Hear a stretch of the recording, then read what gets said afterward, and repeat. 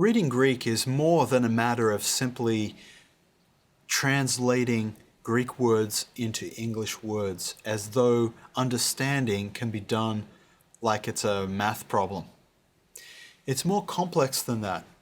Reading involves understanding the context because the context shapes what words are doing, what they are communicating at any given point.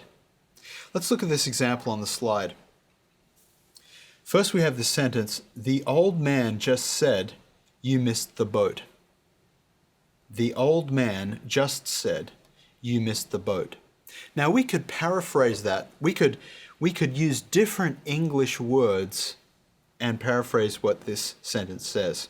So for example, instead of the old man, we could have the geriatric male. Geriatric standing in for old, male standing in for man. And instead of the word just, we could have the word recently. And instead of the word said, we can have the word explained. And instead of saying you missed the boat, you could say you're late for the ferry. Now, on one level, this might be a legitimate translation or paraphrase of the original sentence. All you're doing is switching out one word for a different word. Or it could be a complete misreading of the original sentence. Let me explain. The old man just said you missed the boat could mean something entirely different from this literalistic reading. For starters, old man is an idiomatic way of referring to someone's father. My old man is my dad.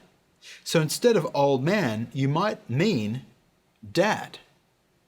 Dad is more accurate than a geriatric male because you're not talking about a male who's old, you're talking about your father. And instead of you missed the boat is an idiom for you missed your chance. You blew the opportunity. So maybe this sentence means, my dad just said, you blew your chance. Now that sentence is very different from this second sentence. And the only way to know what the original sentence really means is to consider the wider context. And that's what we need to do with Greek. It's not simply a case of translation by numbers. Just translating one word into English, then the next word, and then the next word, and expecting it to come out just right. We need to read texts as a whole, and that is our goal. It will take us a while to build up our knowledge and understanding to do that.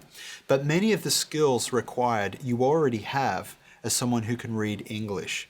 You understand how these sentences communicate meaning subconsciously by reading them in context. It's the same thing in Greek. And so it's just important to remember as we continue to explore the building blocks and the parts of speech of Greek that we are looking for a bigger goal, which is to properly understand what is being communicated in the Greek text.